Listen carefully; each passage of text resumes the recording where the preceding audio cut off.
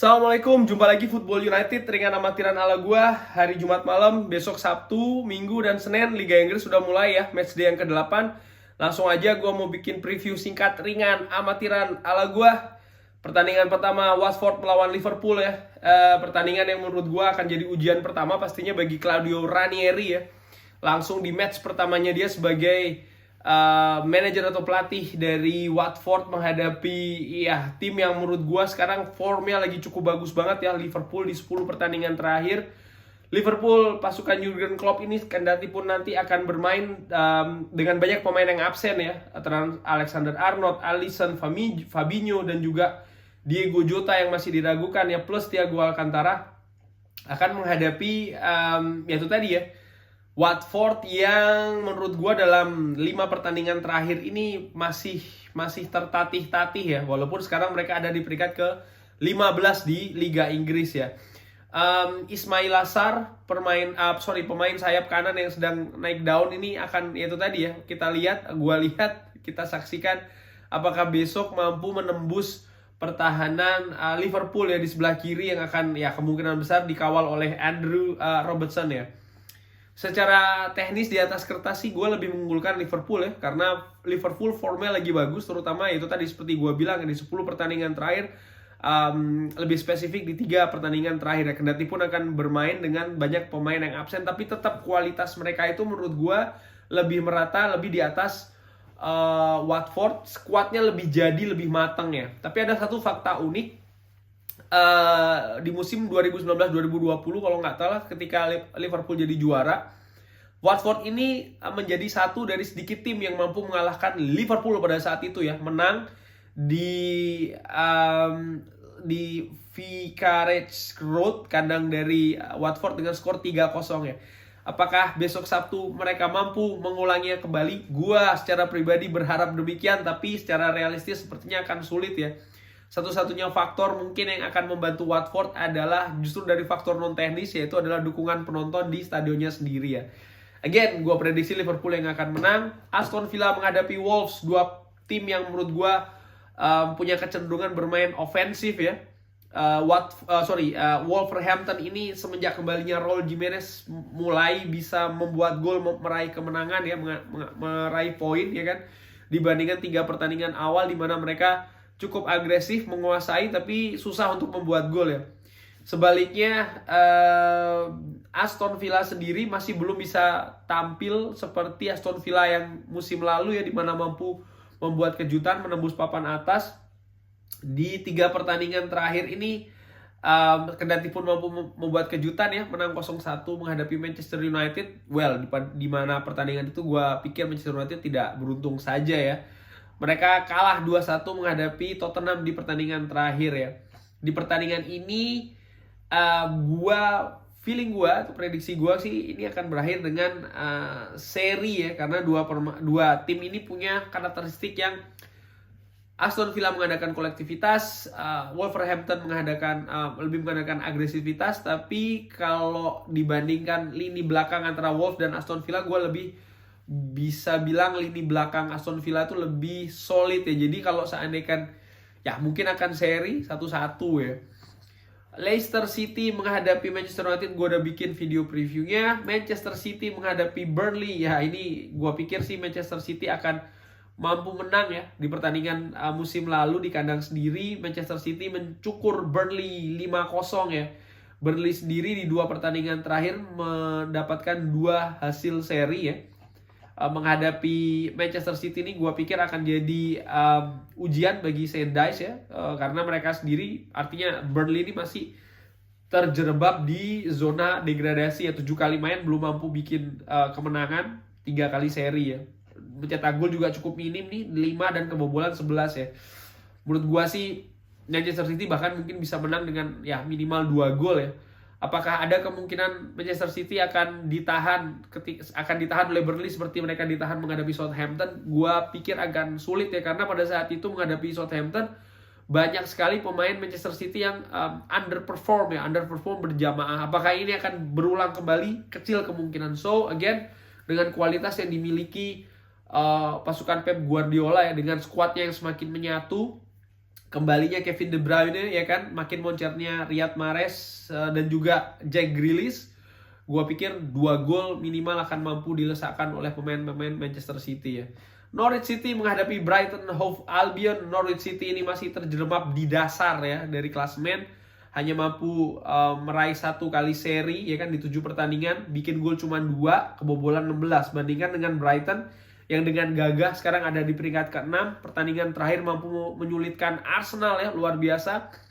Lini belakang yang cukup solid, lini depan yang sering kali mengancam lini belakang dari atau pertahanan dari Arsenal ya. Bagaimana menghadapi Norwich, gua prediksi Brighton akan mampu meraih 3 poin bahkan di pertandingan ini ya. Kendati pun nanti akan berlangsung di kandang Norwich. Kenapa? Karena performa dari Brighton menurut gua yang bagus ya, masih terus mereka ini belum apa ya, masih terus oke lah ya. Dan ini menurut gua akan berkelanjutan ya. Patut dinantikan sih pertandingan setelah menghadapi Norwich ini, karena mereka akan menjamu Manchester City. Kali itu mungkin mereka akan tersandung, tapi menurut gue besok menghadapi Norwich City, gue lebih mengunggulkan Brighton akan menang tipis, mungkin 0-1 ya. Southampton menghadapi Leeds United, ini juga pertandingan seru ya. Southampton masih up and down. Di pertandingan terakhir kalah 3-1 menghadapi Chelsea, tapi mereka tampil dengan 10 pemain, dan sebelum mereka ini bermain dengan 10 pemain, mereka mampu memberikan perlawanan ya, permainan kolektivitas tinggi yang diandalkan oleh pasukan Hasenhüttl ini mampu menyulitkan pemain-pemain Chelsea ya. Bagaimana besok menghadapi Leeds United? Leeds United pemainnya akan banyak yang absen ya, Ayling ya kan, Bamford, Raphinha, Calvin Phillips semua diragukan untuk tampil. Ini akan menjadikan ya masalah atau tantangan bagi Bielsa ya. Kalau melihat di pertandingan terakhir, 2 pertandingan terakhir musim lalu mampu dimenangkan oleh Leeds ya. Tapi untuk kali ini nggak tahu kenapa gue sih lebih mengunggulkan Southampton ya, yang akan mungkin mampu meraih kemenangan pertama ya, karena mereka belum bisa sampai saat ini meraih kemenangan ya. Mungkin akan menang dengan skor tipis. Brentford menghadapi Chelsea. Akankah Brentford melanjutkan kejutannya lagi ya, di mana 2 pertandingan terakhir ini kan cukup fenomenal, menahan imbang 3-3 Liverpool dan menang 1-2 menghadapi West Ham United di London ya, di kandangnya West Ham. Ini luar biasa.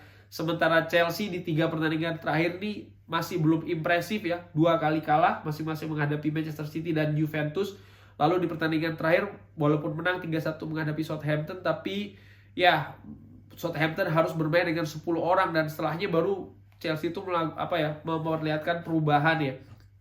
Feeling gua sih bisa jadi Brentford akan melanjutkan lagi kejutannya. Ini cukup dinantikan. Gua akan nonton ini karena menurut gua itu tadi ada peluang Brentford melakukan feeling gua sih akan seri pertandingan ini, atau bahkan Brentford mampu mengatasi Chelsea. Kita lihat ya. Everton menghadapi West Ham United di hari Minggu ya. Everton Rafa Benitez yang menurut gua penampilannya semakin solid ya. Everton ini di pertandingan terakhir mampu menahan imbang Manchester United, dan ya dengan menghadapi pertandingan besok ini akan banyak pemain yang cedera ya. Fabian Delph, Sigurdsson yang masih absen, Calvert-Lewin, Richarlison, Lucas Digne, banyak nih, Yerry Mina, Andre Gomez. Banyak sekali pemain yang akan absen ya, dan menurut gue ini akan banyak mengurangi kekuatan dari Everton, kendati pun mereka sedang dalam form yang baik ya. Di sisi lain, West Ham United akan tampil dengan kemungkinan dengan banyak pemain terbaiknya, termasuk Michail Antonio, Said Berama, dan juga Jarrod Bowen ya. David Moyes yang merupakan ya salah satu pelatih yang sukses bersama Everton, kali ini akan pulang ke Goodison Park tapi sebagai tim tamu ya. Walaupun again Everton di beberapa pertandingan terakhir ini menunjukkan penampilan yang cukup bagus, sementara ya West Ham ini kan terakhir kalah 1-2 menghadapi Brentford ya. Tapi menurut gue pertandingan ini bisa jadi akan berakhir seri ya. Walaupun sebenarnya kalau Everton tampil dengan full tim, gue akan lebih mengunggulkan Everton. Tapi karena banyaknya pemain yang absen, tapi mereka bermain di kandang, sementara kondisi sebaliknya ya, West Ham akan tampil kecenderungannya dengan lebih lengkap timnya, cuma mereka bermain tandang, dan form terakhirnya pun juga mereka gak jelek-jelek banget ya, terlepas kalah mengejutkan menghadapi Brentford. Jadi gue lebih mengunggulkan pertandingan ini akan berakhir seri. Newcastle United menghadapi Tottenham Hotspur ya. Pemilik baru Steve Bruce akan menghadapi pertandingannya yang keberapa nih? 1000 kalau nggak salah ya. Menghadapi Tottenham Hotspur. Nuno Espirito Santo ini masih ya up and down ya. Pertandingan terakhir mereka mampu menang melawan Aston Villa. Musim lalu mereka bermain seri menghadapi Tottenham ya. Bagaimana pertandingan besok ini menurut gue ini akan cukup cukup unik karena Steve Bruce ini kan sedang gonjang-ganjing ya. Dan jangan lupa yang gonjang-ganjing itu sebenarnya bukan Steve Bruce tapi seluruh skuad dari Newcastle. Karena dari sisi pemain pun kalau nanti karena sudah jelas di pemilik baru punya uang banyak ya kan.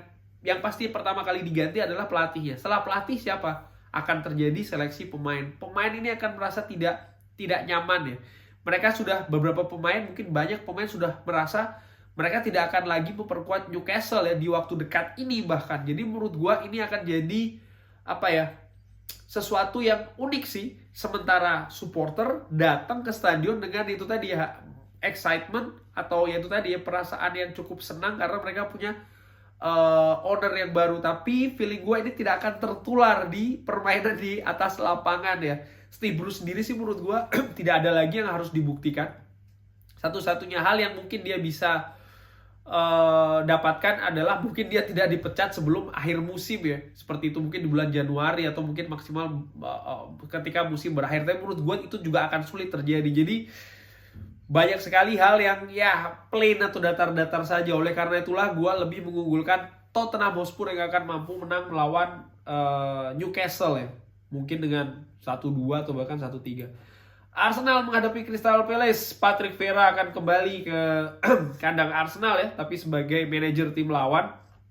Arsenal di 3 pertandingan terakhir ini menurut gue tampil dengan cukup bagus ya. Walaupun pertandingan terakhir seri menghadapi Brighton, tapi jangan lupa Brighton ini sekarang sedang dalam form yang bagus ya. Dan Arsenal mampu membendung ya ledakan atau agresivitas dari Brighton. Bagaimana peluangnya menghadapi pasukan dari Patrick Vieira? Again, di 5 pertandingan terakhir gue masih belum impress banget dengan Crystal Palace di tangan Patrick Vieira ya. Menurut gue masih belum menyatu apa yang diinginkan oleh Patrick Vieira terhadap timnya ya. Menghadapi Liverpool contohnya, mereka hanya bermain bagus kurang lebih 10-15 menit awal. Setelahnya mereka bermain sangat-sangat buruk ya. Menghadapi pasukan Arteta yang semakin lama semakin komplit. Hanya ada Granit Xhaka yang absen. Menghadapi ya itu tadi ya, kualitas yang menurut gua di atas kertas Arsenal masih lebih di atas dari Crystal Palace. Fakta bahwa mereka bermain di kandang, fakta bahwa formnya mereka lebih bagus, fakta bahwasannya Patrick Vieira ini masih belum bisa menyolidkan Crystal Palace. Gua lebih mengunggulkan Arsenal yang akan menang di pertandingan yang akan berlangsung hari Senin ya. Kurang lebih demikian preview Liga Inggris matchday ke-8 ya, atau week ke-8. Jangan lupa like and comment ya. Tetap ikutin Football United ringan amatiran ala gua. Wassalamualaikum warahmatullahi wabarakatuh.